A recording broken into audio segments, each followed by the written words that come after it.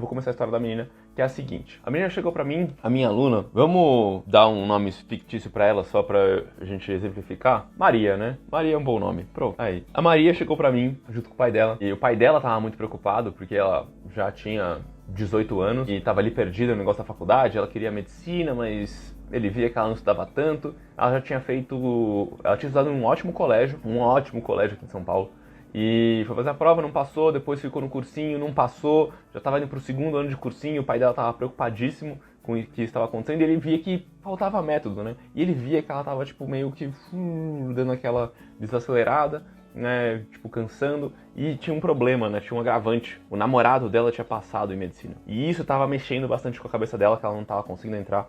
E aí, na hora que ela veio conversar comigo, ela ficou na dúvida e tal, né, ela deu um voto de confiança, e a gente começou o nosso trabalho, um trabalho que eu chamo de consultoria, onde eu acompanho o aluno para desenvolver o método de estudo dele. E normalmente a gente escolhe uma matéria que os alunos têm mais dificuldade para fazer esse trabalho. E o que aconteceu com ela? Na hora que ela veio com as questões de matemática que ela não sabia, eu vi que o problema era na base. E, gente, na grande maioria das vezes, o problema está na base dos alunos de matemática, tá? Então é falta de não saber fração, não saber potenciação, as questões básicas da matemática, coisa de sexto e sétimo ano. Então, se o seu filho está com problema agora no sexto e sétimo ano, cuida disso agora, porque vai dar problema depois. Tá? Se o seu filho está com problema com 14, 15 anos ou no terceiro colegial em matemática, dá uma olhada nisso, porque é isso que normalmente está faltando. Mas aí eu falei isso para ela, eu falei, cara, a gente precisa revisar a base da matemática. Fora a falta de método, tá? Eu já vou chegar nisso também. Mas na hora que eu uso o estudo da matemática básica para desenvolver método, porque tem dois problemas aí. Lá atrás ela desenvolveu método e por isso ela não aprendeu. E no momento que ela desenvolve o método dela com aquilo que ela não aprendeu e ela consegue ver que o que ela achava que ela sabia, ela, na real, na verdade, não sabe. E é justamente essa ilusão que fez com que ela achasse que ela não era capaz de ir bem em matemática, a gente quebra várias crenças aí, né? E nesse momento, quando a gente pega, por exemplo, uma prova antiga, se o seu filho tem uma prova antiga que, por favor, pelo amor de Deus, não joguem fora as provas antigas. Esse é um material muito rico pra gente conseguir trabalhar com eles depois, tá?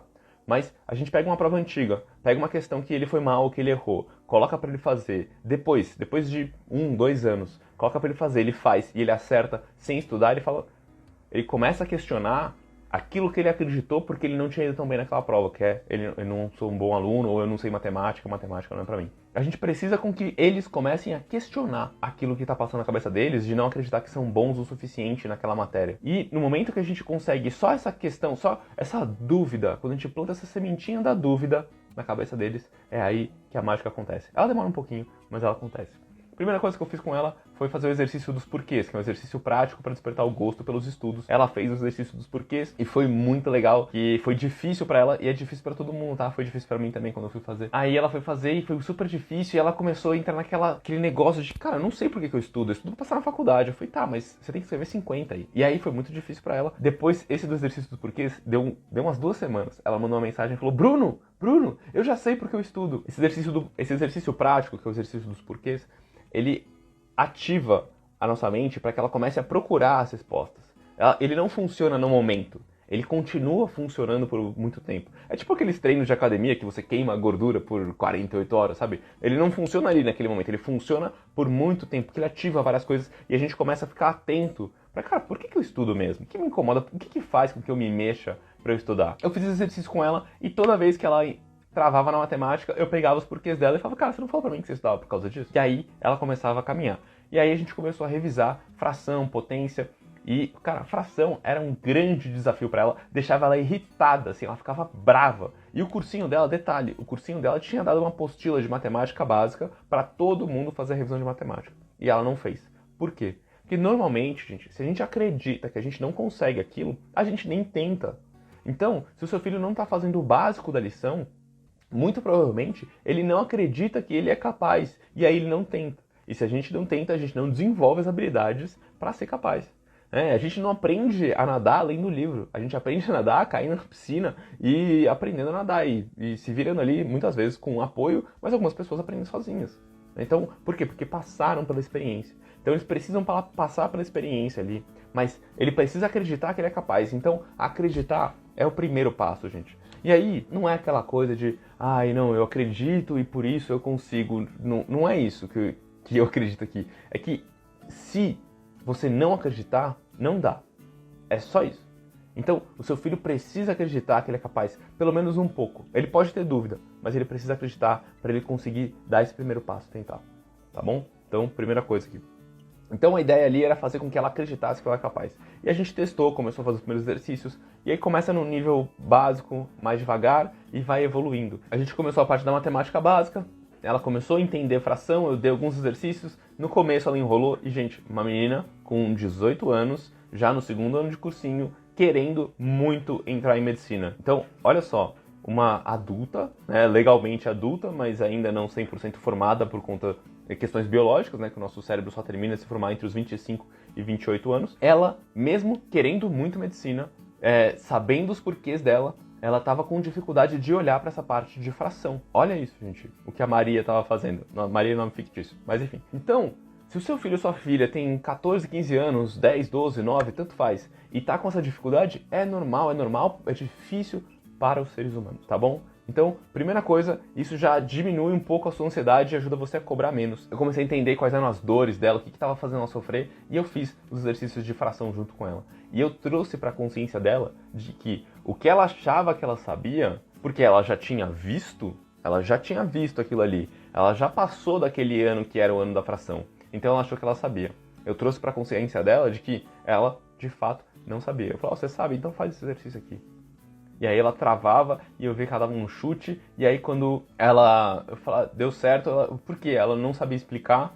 Então eu falei, cara, se você não sabe explicar, você não tem clareza. Então você não entendeu de fato. E existe uma grande diferença, gente. Aqui, pega o papel e caneta se estiver anotando aí. Ó, existe uma grande diferença entre compreender, aprender e de fato entender um conteúdo e ele fazer parte de você.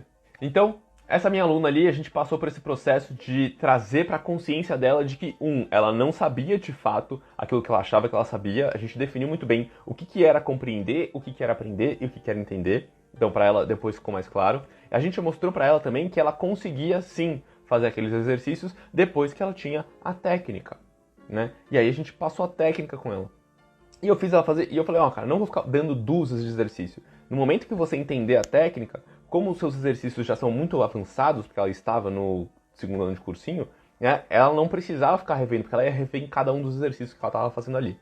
E, gente, depois que ela passou pela técnica, ficou tudo muito mais fácil, né? E aí, a gente destravou fração, aí a gente viu que tinha problema em potência, né? E no momento que a gente foi destravando, tirando essas crenças de que ela não entendia matemática e mostrando que não é que ela não entendia matemática, é que faltou ela entender a base. E aí, gente, entram várias coisas que podem acontecer, né? Não foi culpa, a culpa não é só do professor da escola que não foi um bom professor, né? Muito provavelmente, né, pela história dela, os pais dela estavam se separando na época que ela estava naquela série, então ela não conseguiu prestar atenção na aula. E também não é culpa dos pais que se separaram, né? Simplesmente aconteceu. Inclusive, ó, no livro do John Gottman, esse aqui, ó, Inteligência Emocional, tem um capítulo falando só sobre como preparar emocionalmente o seu filho para um momento de separação, para evitar que esse tipo de coisa aconteça. Mas não dá pra gente zerar, tá? Qualquer criança, eu acredito, tá? Isso já é minha crença, mas eu acredito que qualquer criança vai sofrer ali quando os pais estiverem se separando. O que a gente pode fazer é estudar para fazer com que a gente faça ela sofrer menos ou não criar tantos traumas ali nesse momento, né? Se a gente cria uma boa relação no casal, mas enfim, eu não vou entrar nesse assunto. Mas o que aconteceu na minha aluna foi isso. Os pais dela estavam se separando quando ela tinha aquela idade e ali ela não conseguiu prestar atenção e criou uma crença de que ela não sabia matemática. A gente quebrou a crença da matemática ali. Ela começou a evoluir e ela me escreveu uma carta, gente, maravilhosa, que eu chorei quando eu li. Ela falando, Bruno, quando você começou com aquela palhaçada de rever fração, eu falei, meu Deus do céu, que cara chato. Ela falou, hoje eu só tenho a te agradecer porque eu realmente não sabia aquilo ali e agora eu posso, de fato, fazer o que eu gosto. E ela passou em medicina.